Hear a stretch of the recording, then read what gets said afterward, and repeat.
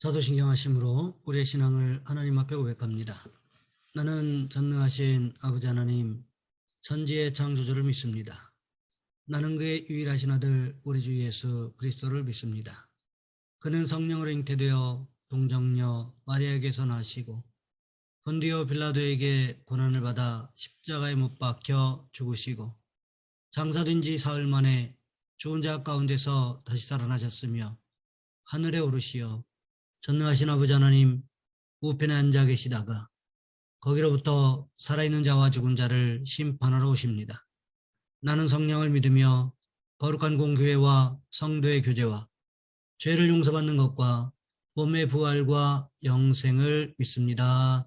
아멘. 찬송가 511장입니다.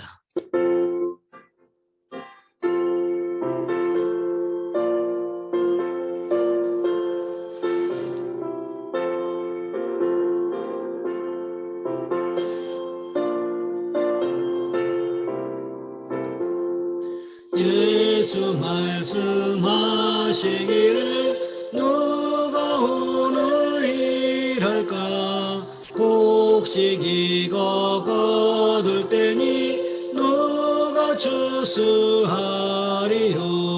후한상을 주시려고 이럴 사람 부르니 주의 직분 맡으려고 대답하리 누구냐 멀리 가서 이방 사람 구원하지 못하나 내 집 근처 다니면서 건질 죄인 많도다 선사같이 말 못하고 바울같이 못하나 예수께서 구속함을 힘을 다해 전하세.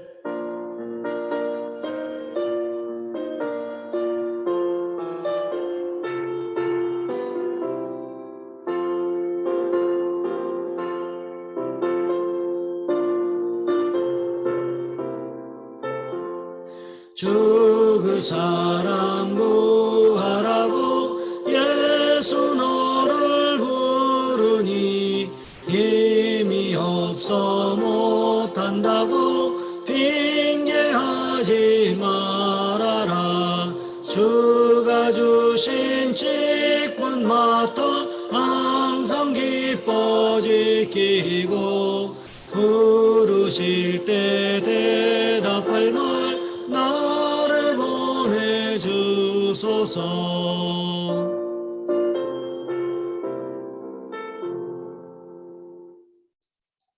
오늘 말씀 역대상 13장에서 보겠습니다. 역대상 13장 9절로 14절까지 말씀입니다. 제가 가진 성경은 구약 성경 632쪽에 있습니다. 제가 봉독해 드립니다.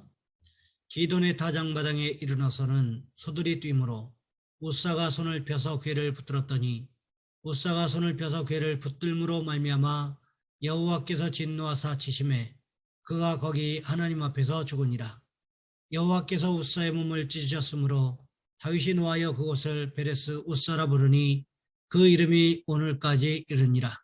그날에 다윗이 하나님을 두려워하여 이르되 내가 어떻게 하나님의 궤를 내 곳으로 오게 하리요 하고 다윗이 궤를 옮겨 자기가 있는 다윗성으로 메어들이지 못하고 그 대신 가드 사람 오베데돔의 집으로 메어 가니라. 하나님의 궤가 오베데돔의 집에서 그의 가족과 함께 석 달을 있으니라. 여호와께서 오베데돔의 집과 그의 모든 소유에 복을 내리셨더라. 아멘. 오늘 본문의 말씀을 가지고 예견된 실패라는 제목으로 함께 말씀을 살펴보겠습니다. 1969년 스탠포드 대학의 심리학자 필립 짐 바르도 교수는 이런 실험을 했습니다. 치안이 비교적 허술한 골목에 보존 상태가 같은 두 대의 자동차를 보닛을 열어놓고 일주일간 방치해 두었습니다. 그중 한 대는 창문을 조금 깬 상태로 놓았습니다. 일주일 후 두 자동차는 어떻게 되었겠습니까? 본인만 열어둔 자동차는 특별히 어떤 변화도 일어나지 않았습니다. 그런데 유리창을 조금 깬 상태로 놓아둔 자동차는 고철이 되어버렸습니다. 놓아둔 지 겨우 10분 만에 배터리가 없어졌고 얼마 후 타이어도 사라졌고 낙서와 파괴가 자행되었습니다. 유리창이 파괴된 것은 심리적으로 커다란 파괴로 느끼게 한 것이었고 이 같은 파괴는 파괴를 부르는 결과를 가져온 것입니다. 우리 삶도 마찬가지라는 것입니다. 마음에 깨진 유리창이 있다면 바로 바꿔 끼워야 합니다. 낭패감, 실패, 상처, 열등감과 같은 마음에 깨진 유리창을 그대로 방치하면 커다란 파괴를 부르게 됩니다. 오늘 본문에서 보시면 다윗은 이미 예견된 실패의 길을 가고 있었습니다. 왜 그렇습니까? 법궤를 옮기려는 의도는 하나님 보시기에 선한 것이었지만 무엇이 옳지 못했습니까?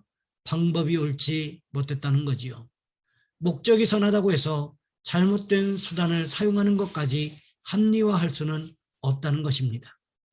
다윗은 블레셋 사람들이 기럇 여아림까지 하나님의 법궤를 수레에 실어보냈던 방법을 사용하기 시작합니다. 기럇 여아림에 있는 아비나답의 집에서 하나님의 법궤를 옮기기 시작하는데 어디에 실었습니까? 수레에 실었다고 성경이 기록하고 있다는 것입니다. 하나님의 법궤는 어떻게 옮겨야 합니까? 제사장들이 어깨에 메고서 옮겨야 한다는 것입니다. 이스라엘 백성들이 광야에서 이동할 때에 가장 먼저 하나님의 임재를 상징하는 불기둥과 구름기둥이 움직이기 시작합니다. 그러면 제사장들이 바로 하나님의 법궤를 메고는 불기둥과 구름기둥을 따라서 움직이기 시작했다는 것입니다. 그러니까 법궤는 제사장들이 어깨로 메어서 나르는 것이지 내 마음대로 내가 편리한 대로 그냥 아무렇게나 수레에 싣고서 옮기는 것이 아니었다는 것입니다. 다윗이 이방민족인 블레셋 사람들과 같이 하나님의 법궤를 수레에 싣고 옮기려고 하는 것을 하나님께서 기뻐하셨을까요? 그렇지 않다는 것입니다. 처음에는 괜찮은 것 같았습니다. 아요가 법궤에 앞서서 수레를 끌고 가고 있었습니다. 뒤편에는 우사가 있었다는 것입니다. 그리고 다윗은 수금과 비파와 소고와 재금, 나팔 등 각종 악기들을 동원하여 연주하기 시작합니다. 사람들을 동원하여 하나님을 찬양하기 시작했습니다. 그러면 되는 줄 알았습니다. 한참 동안 순조롭게 모든 일이 진행되어 가고 있었습니다. 모든 일이 다 수월하게 끝날 것만 같았습니다. 그런데 갑자기 무슨 일이 일어납니까? 오늘 본문 9절과 10절 말씀해 보시면 이렇게 기록하고 있습니다. 기돈의 타작마당에 이르러서는 소들이 뛰므로 우사가 손을 펴서 궤를 붙들었더니 우사가 손을 펴서 궤를 붙들므로 말미암아 여호와께서 진노하사 치심에 그가 거기 하나님 앞에서 죽으니라. 오늘 본문에서는 기돈의 타작마당이라고 기록하고 있지만 사무엘하 6장에서는 나곤의 타작마당이라고 기록하고 있습니다. 이곳에 이르자 갑자기 소들이 미쳐 날뛰기 시작했습니다. 이유가 무엇인지를 알 수는 없지만 갑자기 소들이 미쳐 날뛰기 시작했습니다. 수레가 덜컹거리기 시작하면서 심하게 흔들리더니 수레에 실어놓았던 하나님의 법궤가 떨어지려고 하고 있었습니다. 수레 뒤편에 누가 있었습니까? 우사가 있었지요. 이 모습을 보고는 우사가 무슨 생각이 들었을까요? 저거 그대로 떨어졌다가는 법궤가 박살이 나버릴 텐데 이런 생각이 들지 않았겠습니까?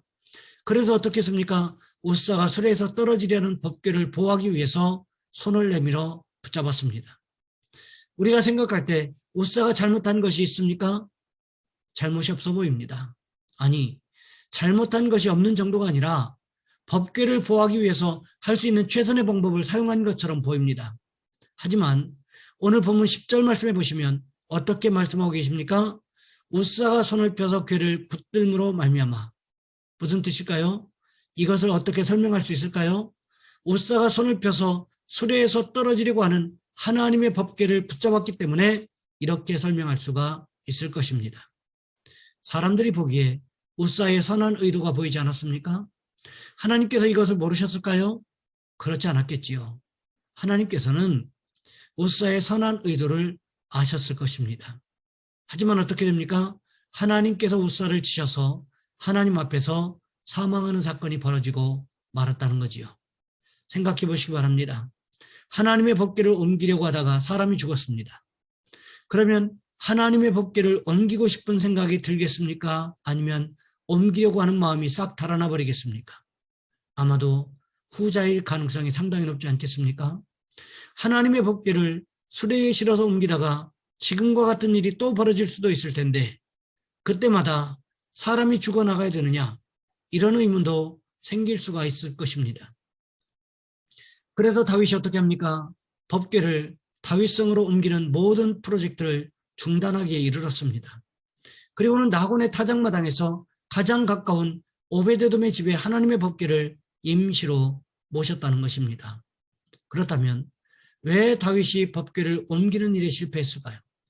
일단 민수기 4장에 보시면 광야에서 이스라엘 백성들의 진영이 출발하기 직전에 아론과 그의 아들들이 들어가서 칸 막는 휘장을 걷어 증거궤, 즉 법궤를 덮어야 합니다. 이것을 누가 메어야 할까요? 신명기 31장 9절 말씀해 보시면 이렇게 기록하고 있습니다. 또 모세가 이 율법을 써서 여호와의 언약궤를 메는 레위 자손 제사장들과 이스라엘 모든 장로에게 주고, 언약궤, 즉 법궤는 레위 자손 제사장들이 메어야 한다고 성경이 분명하게 기록하고 있다는 것입니다.